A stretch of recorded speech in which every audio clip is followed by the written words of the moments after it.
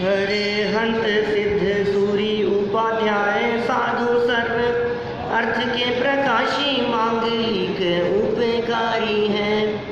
तिनको स्वरूप जान राग ते भई जो भक्ति काय को नमाई स्तुति को उचारी है। धन्य धन्य तिन ही ते काज सब आज भये कर जोड़े बार बार वंदना हमारी है। मंगल कल्याण सुख ऐसो हम चाहत हैं, हो मेरी ऐसी दशा जैसी तुम धारी है। हो मेरी ऐसी दशा जैसी तुम धारी है। हो मेरी ऐसी दशा जैसी तुम धारी। जब शरीर से प्राण निकले तब स्वभाव के अंदर आदमी अपना जीव उसी में लगा हुआ, यही अपने स्वरूप में लीनता होवे और देह छूट जावे, ऐसी स्थिति तो वास्तव में अनंत भगवान की होती है। मोक्ष ही है, अपने स्वरूप से बाहर ही नहीं आए। कदाचित मुनिराजों के जीवन में ऐसी स्थिति होवे तो सर्वार्थ सिद्धि तक से चले जाते। तो बहुत ऊपरी स्थिति है, बहुत ऊपरी भूमिका है। स्वभाव में लीन रहना तो फिर ये पीछे कमंडल के सब इनकी क्या? देखो प्रश्न बहुत उठते हैं आपके चित्त में इस तरह के। यदि अपने स्वभाव में लीन रहना है तो फिर केश नोच पीछे कमंडल आदि की क्या ज़रूरत है। बात तो अच्छी है, लेकिन स्वभाव में नहीं रह सकते हैं ना। अपने स्वभाव में यदि अंतर मुहूर्त के लिए रह लेवे तो केवल ज्ञान की प्राप्ति हो जाती है, ऐसा नियम है। उमा स्वामी आचार्य का तत्वार सूत्र और वहाँ ध्यान का प्रकरण, उन्होंने कहा अंतर मुहूर्त की बात कही उन्होंने, एकाग्र चिंता निरोधो ध्यान अंतर मुहूर्तात्। अंतर मुहूर्त तक होता है उत्कृष्ट ध्यान, इससे ज़्यादा ध्यान होता ही नहीं। अपने स्वरूप में लीनता हुई अंतर मुहूर्त के लिए भी तो केवल ज्ञान की प्राप्ति हो जाती है। पता है आपको भरत और बाहुबली स्वामी के बारे में? बाहुबली स्वामी ने दीक्षा ली, 3 युद्ध हुए थे और वो सारी घटना तो सब रिपीट करने का कुछ औचित्य नहीं है। दीक्षा लेने के उपरांत बाहुबली स्वामी को 12 वर्ष तक केवल ज्ञान की प्राप्ति, 12 महीने तक केवल ज्ञान की प्राप्ति नहीं हुई। और हम सब ये जानते हैं कि दीक्षा लेने के बाद बाहुबली स्वामी जिस स्थान पर खड़े थे 1 वर्ष तक वहीं खड़े रहे, हिले भी नहीं, एक कदम भी नहीं बढ़ाया। दीक्षा लेकर भिक्षा के लिए भी नहीं निकले, आहार के लिए भी नहीं गए। इस तरह से ध्यानावस्था में खड़े रहे कि पैरों पर बेलें चढ़ गई, शरीर पर चूहों ने बिल बना लिए, सर्पों ने बिल बना लिए। कैसी स्थिति थी, इतनी ध्यान अवस्था, उत्कृष्ट ध्यान अवस्था। फिर भी उनको 1 वर्ष क्यों लग गया? और जब हम पूछते हैं वहीं भरत जी के बारे में कि भरत जी ने दीक्षा ली और अंतर्मुहूर्त में केवल ज्ञान हो गया। ये सब तो सुनी हुई बातें हैं ना, सब शास्त्रों की बातें अनेक बार सुनी होगी। भरत जी ने दीक्षा ली, 6 खंड का राजपाट छोड़ा, दीक्षा लेने के बाद ध्यान अवस्था में बैठे और अंतर्मुहूर्त में केवल ज्ञान हो गया। और बाहुबली स्वामी को 1 वर्ष लग गया, तो क्या कारण है? तो एक जवाब मिलता है हमारे को। लोग ये कहते हैं, प्रथमानुयोग ये कहता है कि बाहुबली स्वामी के मन में ये विकल्प चल रहा था कि मैं भरत की भूमि पर खड़ा हूँ। मैंने क्या कहा? प्रथमानुयोग की शैली है, प्रथमानुयोग ऐसा कहता है। लेकिन अन्य अनुयोग ये बात को स्वीकार नहीं करते। तो कहेंगे इसमें क्या दम है? कोई भी व्यक्ति कहीं भी खड़ा होगा, कोई भी मुनि तपस्या करेंगे तो वो तो भूमि तो राजा की होगी, कोई भी ऐसा थोड़ी ना हो सकता है। आज यदि समझ लीजिए कोई भी यदि मुनि बनते हैं, किसी भी जगह पर ध्यानस्थ खड़े होते हैं, तो कहे मैं तो मोदी जी की ज़मीन पे खड़ा हूँ, तो ये कोई विकल्प का तो सवाल ही नहीं है। इसमें क्या है? क्षेत्र होगा तो राजा उसका स्वामी होगा ही। क्या इस विकल्प के कारण जचती नहीं है ये बात? प्रथमानुयोग कुछ भी कहे, शास्त्रकार कुछ भी कहे, कथाकार कुछ भी कहे, तो केवल ज्ञान की प्राप्ति क्यों नहीं हुई? तो कहा अंतर मुहूर्त तक उपयोग अपने स्वभाव में लीन नहीं रह सका, क्योंकि जिसे हम कह रहे हैं ना 1 वर्ष तक ध्यान में खड़े थे, वो 1 वर्ष के काल में एक अंतर मुहूर्त के लिए भी जो यथा योग्य अंतर मुहूर्त केवल ज्ञान के लिए चाहिए, इतने समय के लिए उपयोग अपने आत्मा में लीन नहीं रह सका, इसलिए केवल ज्ञान की प्राप्ति नहीं हुई। यदि लगातार अंतर मुहूर्त के लिए जो एक यथा योग्य अंतर मुहूर्त की बात कही गई है कर्णानुयोग के शास्त्रों में, उत्कृष्ट नहीं, यथा योग्य अंतर मुहूर्त जो कहा गया है, उतने अंतर मुहूर्त के लिए, उतने काल के लिए यदि बाहुबली स्वामी का उपयोग अपने आत्मा में लीन हो जाता, स्वरूप लीनता हो जाती, तो केवल ज्ञान की प्राप्ति हो जाती। ऋषभदेव को केवल ज्ञान प्राप्त करने में 1000 वर्ष लग गए, बाहुबली स्वामी को 12 महीने लग गए, भरत जी को अंतर मुहूर्त लगा।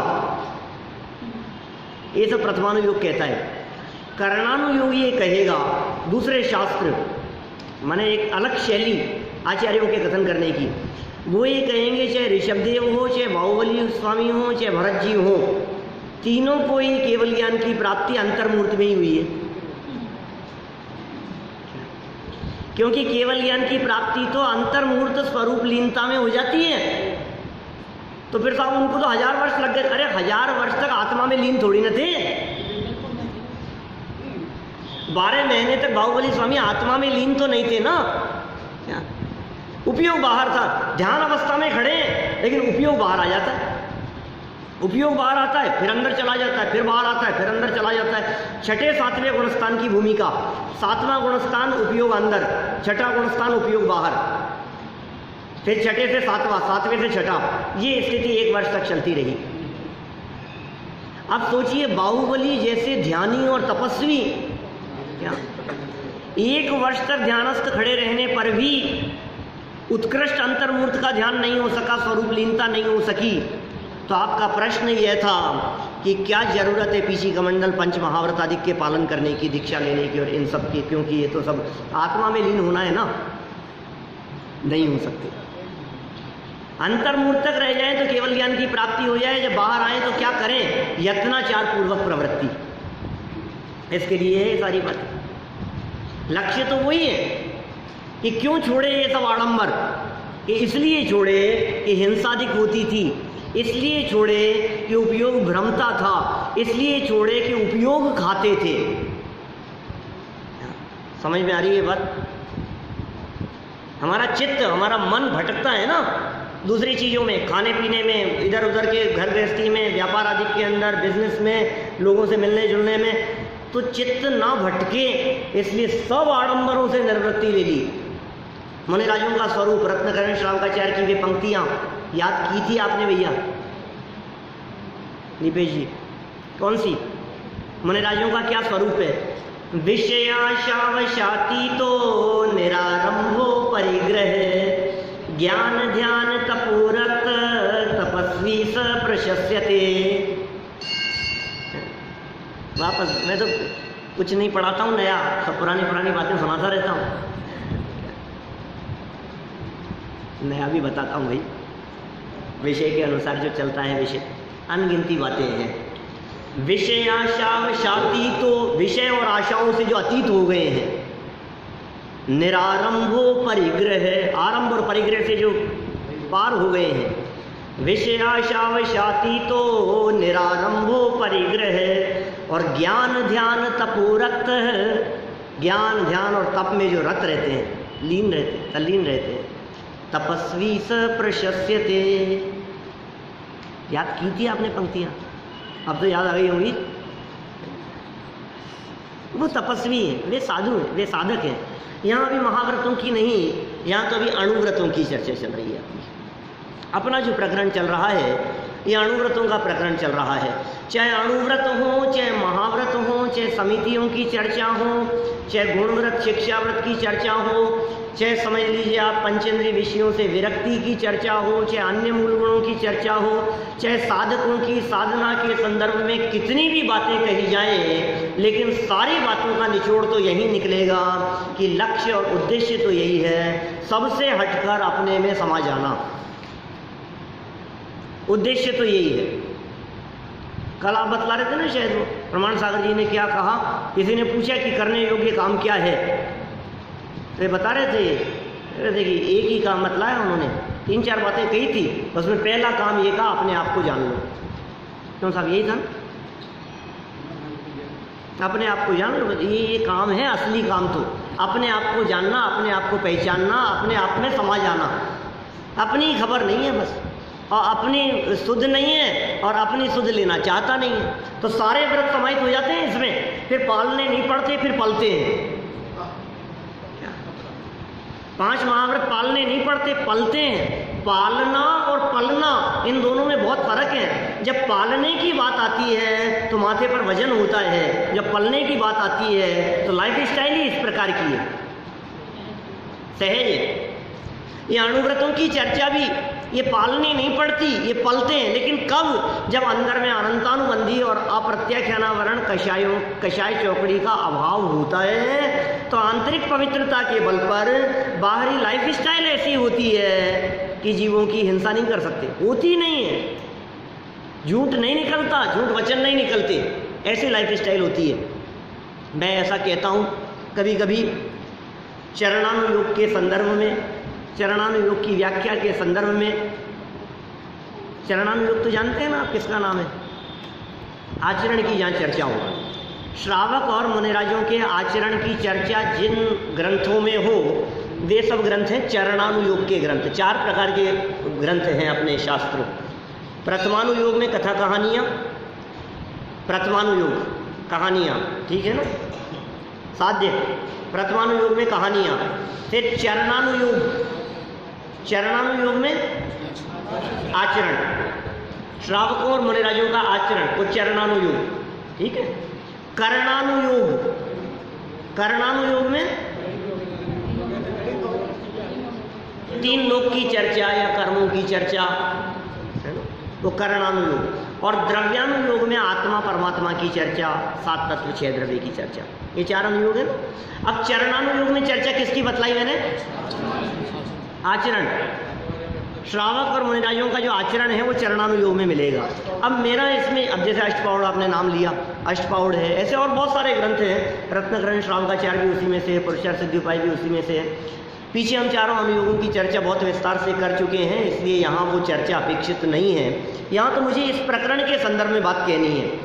चरणानुयोग के शास्त्र पढ़ कर श्रावक या मुनि नहीं बना जाता। क्या कह रहा हूँ मैं? देखो, बहुत महत्वपूर्ण बात कह रहा हूँ, ध्यान दीजिएगा। चरणानुयोग के शास्त्र पढ़कर आचरण नहीं पाला जाता। मुझे आचरण पालना है इसलिए मैं इन शास्त्रों को पढ़ूं, नहीं, ऐसा नहीं है। तो फिर चरणानुयोग के शास्त्र क्या है? कि श्रावकों और मुनिराजों के आचरण को देखकर लिखी गई चर्चाएं वो चरणानुयोग है। पॉइंट समझ में आ रहा है क्या है? मैं हेतु देता हूं, मैं काल्पनिक बात नहीं कर रहा। मुझे बतलाइए, ये प्रथमानुयोग, चरणानुयोग, करणानुयोग और द्रव्यानुयोग, ये जो शास्त्र हैं, इस शास्त्र रचना का इतिहास, हिस्ट्री कितनी पुरानी है? 2000 साल। षटखंडागम हैं, धरसेनाचार्य, पुष्पदंत भूतबली आचार्य, उससे पहले तो नहीं लिखे गए थे ना, उसके बाद ही लिखे गए ना ये सब। इसका मतलब उसके पहले नहीं थे। तो उसके पहले मुनिराज आचरण कैसे पालते थे? चरणानुयोग के शास्त्र ही नहीं थे। तो अंदर में जब अनंतानुबंधी, अप्रत्याख्यानावरण, प्रत्याख्यानावरण, 3 कषाय चौकड़ी का अभाव होता है, तो 3 कषायों के अभाव होने पर जो लाइफ स्टाइल होगी, उस लाइफ स्टाइल का नाम है मुनिचर्या। अनंतानुबंधी और अप्रत्याख्यान, इन 2 कषाय चौकड़ी के अभाव में जो लाइफ स्टाइल होगी, उसका नाम है श्रावक के व्रत, श्रावकों की चर्चा, व्रती श्रावक की चर्चा। जैसा मुनिराजों की लाइफ स्टाइल है, उस मुनिराजों की लाइफ स्टाइल को देख करके कि ऐसी होती है, अच्छा मुनिराज चलते हैं तो ईरिया समिति पूर्वक चलते हैं, देख करके चलते हैं। ईरिया समिति मुनिराजों के मुख्य गुणों में शामिल है। अच्छा मुनिराजों की लाइफ स्टाइल ऐसी होती है। भाषा समिति बोलते हैं तो मुख चंद्र थे अमृत झरे, बोलते हैं तो वाणी से अमृत झरता है, ऐसी वाणी होती है मुनिराजों की। अच्छा लिख दो, भाषा समिति मुनिराजों का गुण। समझ में आ रही है बात आपको? इसका मतलब मुनिराजों को पहले नियम नहीं थे कोई? क्या बात कर रहे हैं? सहज चर्या है, मैं ये कह रहा हूँ ना, ये 28 मूल गुणों की चर्चा, ये सहज चर्चा है। श्रावक के 8 मूल गुणों के पालन की चर्चा, ये सहज चर्चा है। देखो भाई, शास्त्र में पढ़ करके मांस का त्याग करे कि नहीं? जो श्रावक होगा उसको मांस खाने का भाव ही नहीं आएगा। शास्त्र पढ़ करके शराब का त्याग करे कि नहीं? जो श्रावक होगा उसे शराब पीने का भाव ही नहीं आएगा। शास्त्र पढ़ करके शहद का त्याग करे, अरे क्या बात कर रहे हो? मद्य मांस मधु का त्याग जिसके जीवन में ऑटोमेटिक होता है, जिसकी परिणति में, जिसके परिणामों में, जिसके भावों में इतनी विशुद्धि होती है, वो श्रावक होता है। माने पूरा का पूरा चरणानुयोग ऐसा है।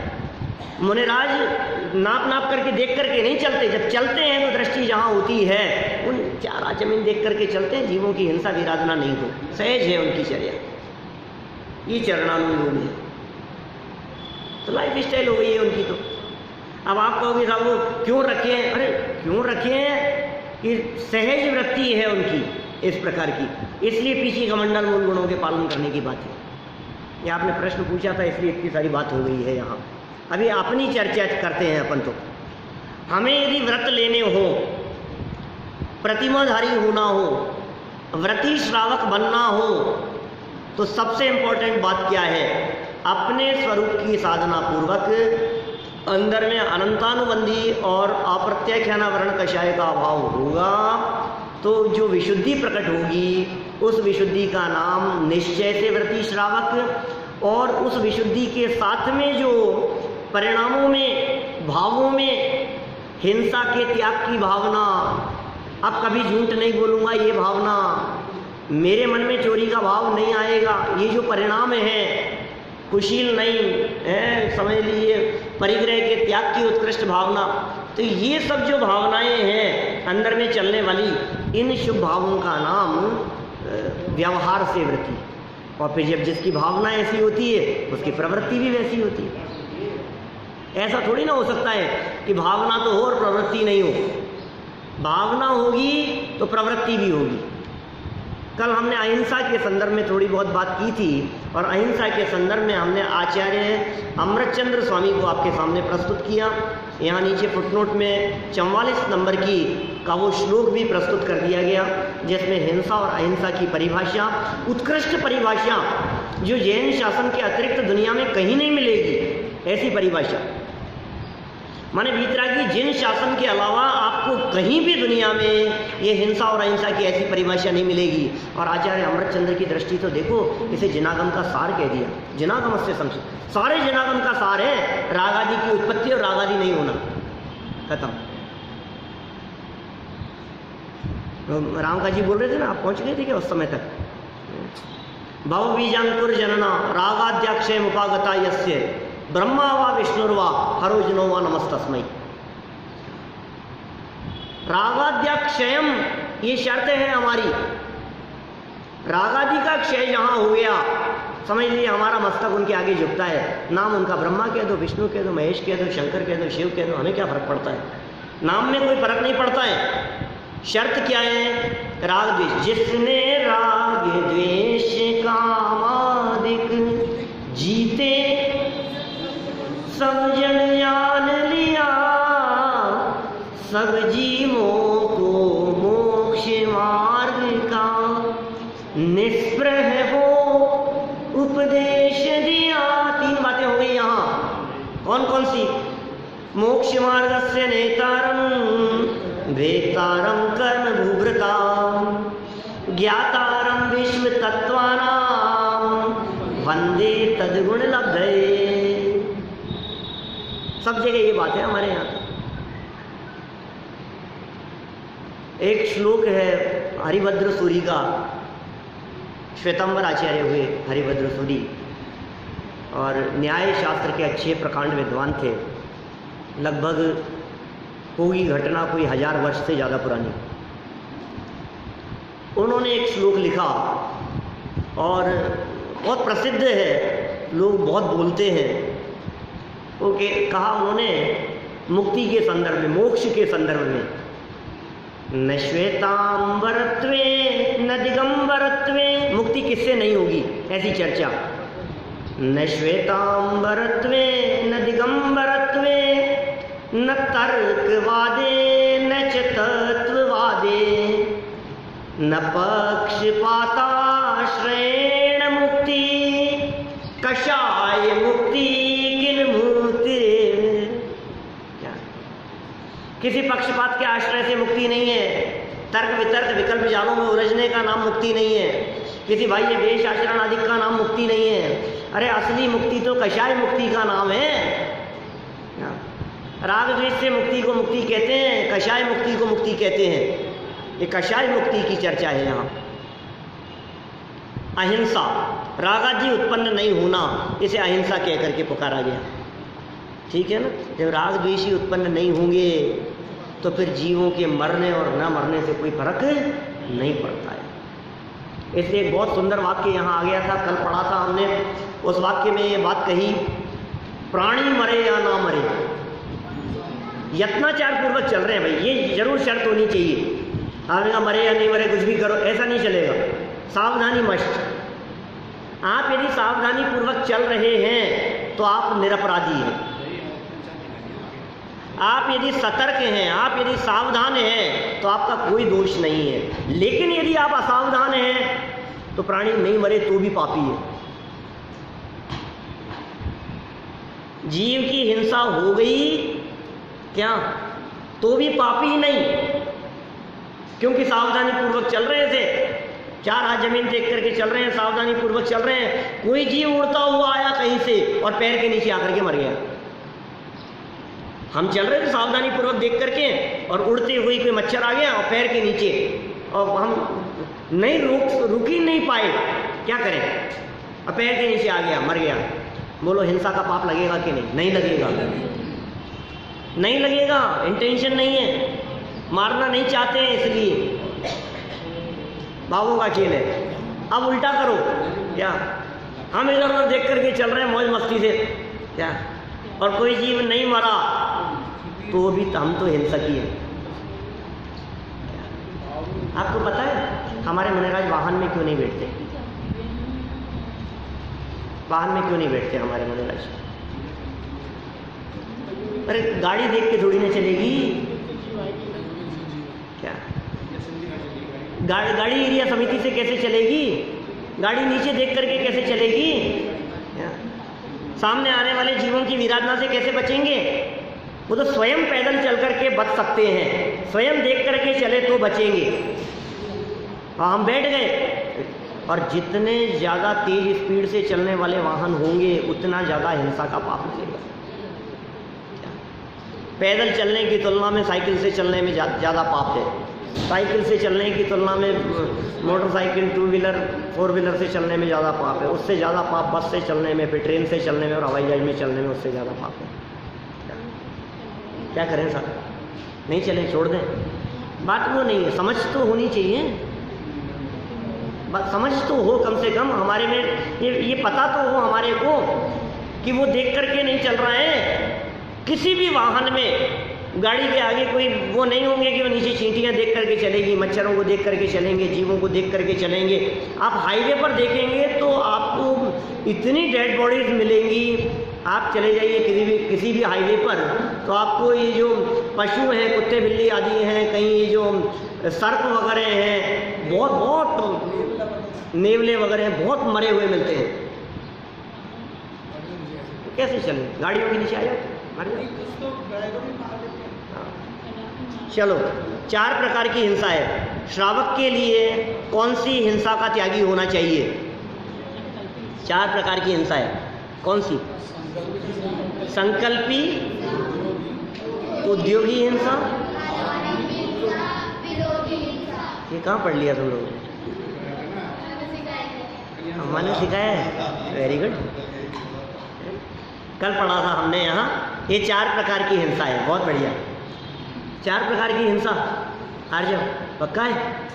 चलो साथ में, ठीक है ना, कोई बात ही नहीं है, तो छोटी छोटी सी बातें हैं। संकल्पी हिंसा किसका नाम? संकल्पी हिंसा किसे कहे? संकल्प पूर्वक हिंसा, मार दूंगा, मुझे इसे मारना है, हाथ में रैकेट लेकर मच्छर को मारा, संकल्प पूर्वक की गई हिंसा है ना?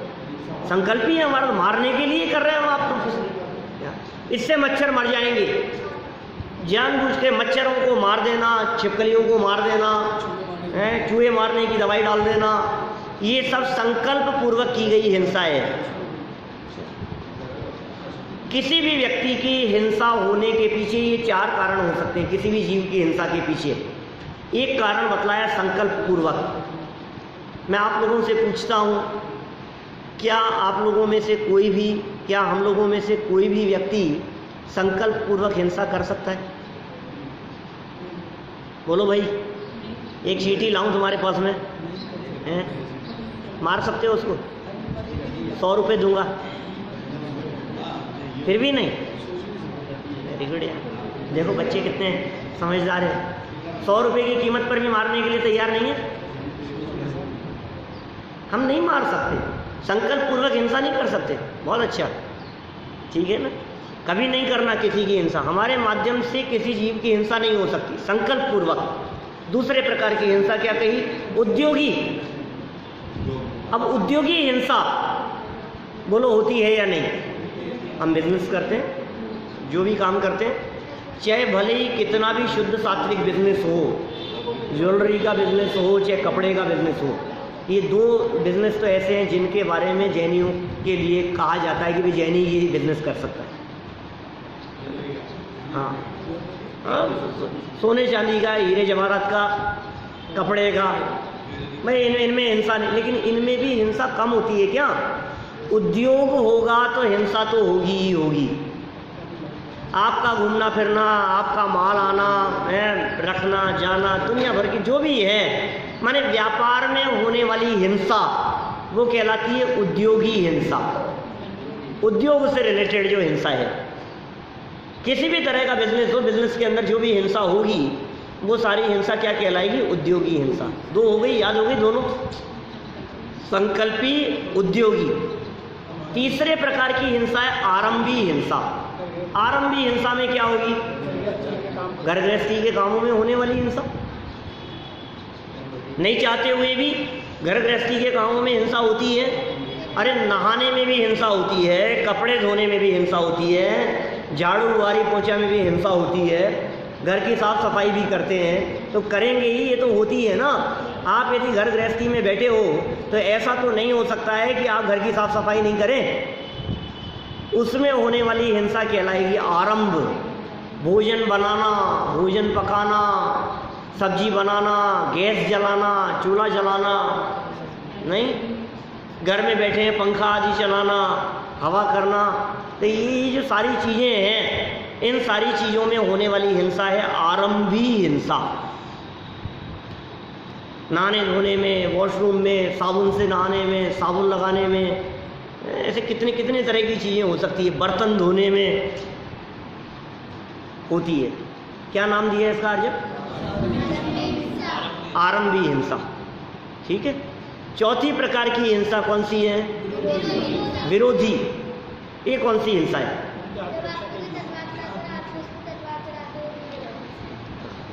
हाँ, मतलब जब किसी व्यक्ति ने हमारे ऊपर तलवार चलाई और हमने बचाव में जो रिएक्शन किया, वो विरोधी है। ये विरोधी हिंसा भी स्वीकृति है यहाँ व्रती श्रावक के जीवन में भी। यहाँ निष्कर्ष दिया इन चारों के बाद में कि इन 4 प्रकार की हिंसा में से संकल्पी हिंसा का तो त्याग हो क्या, और बाकी 3 प्रकार की हिंसा करने की भावना तो ना हो क्या, और उसमें कमी हो। विरोधी हिंसा का हम त्याग नहीं कर सकते, आरंभी हिंसा का त्याग नहीं कर सकते, उद्योगी हिंसा का त्याग नहीं कर सकते, गृहस्थों की चर्चा चल रही है, लेकिन संकल्पी के तो त्यागी हो सकते हैं। मैं नहीं मारूंगा यार, मैं नहीं मार सकता। कोई मार रहा हो तो उसको हम मना भी कर सकते, भैया मारना मत, प्लीज मारो मत यार। ये तो बहुत आजकल जो नॉन जैन भी ऐसे ऑर्गेनाइजेशन बहुत सारे चलते हैं, वो भी जीवों के प्रति करुणा और उनकी सुरक्षा की भावना बातें बहुत चलते हैं इस तरह की दुनिया में। जीव दया के लिए काम करने वाली ऐसी बहुत सारी संस्थाएं हैं, तो जैन होकर के काम तो नहीं हो सकता। ये जो विरोधी हिंसा है ना, ज्ञानियों के जीवन में भी बहुत दिखेगी। हम कैसे उसका त्याग कर सकते हैं? जिन धर्म, धर्मायतन, जिन मंदिर, हमारे देव शास्त्र गुरु, इनके ऊपर आने वाले संकटों से बचने के लिए, जो सुरक्षा के लिए हमारे माध्यम से हिंसा हो गई, वो विरोधी हिंसा है। आज यदि कोई व्यक्ति आकर के हमारी जिन प्रतिमा को तोड़ने का प्रयास करे और हमने सामने से विरोध किया और उसमें लड़ाई झगड़े में जो मारपीट हो गई, जो भी हुआ, तो वो विरोधी हिंसा है भाई साहब। क्या वो श्रावक के जीवन में हो सकती है? परिवार के ऊपर संकट आने पर क्या जो हिंसा हुई हमारे द्वारा, विरोधी हिंसा है। कोई हमारे बच्चे को उठा करके ले जाए, क्या कोई पत्नी के साथ छेड़छाड़ करे, कोई गलत काम करे, कोई चोर घर में घुस जाए, अपनी संपत्ति की सुरक्षा के लिए, अपने धन की सुरक्षा के लिए, अपने परिवार की सुरक्षा के लिए जो भी हिंसा हो जावे, न चाहते हुए भी, सुरक्षा मुख्य है। रामचंद्र जी के जीवन में सीता को वापस लाने के लिए उनका क्या कसूर था? रावण के कुल को नष्ट करने का संकल्प थोड़ी ना था उनका। उनका तो संकल्प इतना था कि भैया मेरी पत्नी को लौटा दे, मैं तेरे से क्या चाहता हूं। अब इन्होंने मांगा और सामने से तीर चलाया, तो अब क्या करें? क्या होगा? ये विरोधी हिंसा है। हाँ, माने समझ में आ रही है? मुनिराजों के लिए नहीं है ये विरोधी हिंसा, ये श्रावक के लिए। क्या मुनिराज विरोधी हिंसा नहीं कर सकते? क्या मुनिराज किसके बचाव के लिए? परिवार के बचाव के लिए। परिवार कहाँ है? क्या खुद के बचाव के लिए? अरे उपसर्ग जान करके ध्यानस्थ बैठते हैं, क्या बचाव में भागते नहीं है। कोई जंगली जानवर आ गया तो भाग जाएंगे, कोई परिस्थिति प्रतिकूल हो गई तो बचाव करेंगे कि नहीं भाई, उनका असली बचाव तो अपने स्वरूप में लीनता है। ये बचाव है, ये बचाव का उपाय होता है। 4 प्रकार की हिंसा समझ में आ गई? हैप्पी समझ में आई क्या? 4 प्रकार की हिंसा, नाम 4: संकल्पी, उद्योगी, आरंभी और विरोधी। ठीक है, इन 4 में से हम अपनी लाइफ में, वैसे तो बात है व्रती श्रावक की, क्या वैसे तो बात है व्रती श्रावक की। व्रती श्रावक के जीवन में 2 कषाय चौकड़ी का अभाव होगा, अंदर में शुद्धि होगी, तो बाहर में संकल्पी हिंसा का त्यागी होगा। ठीक है ना? लेकिन हम अपनी लाइफ में क्या ऐसा संकल्प नहीं ले सकते कि हम संकल्पी हिंसा नहीं करेंगे? किसी से दुश्मनी निकालने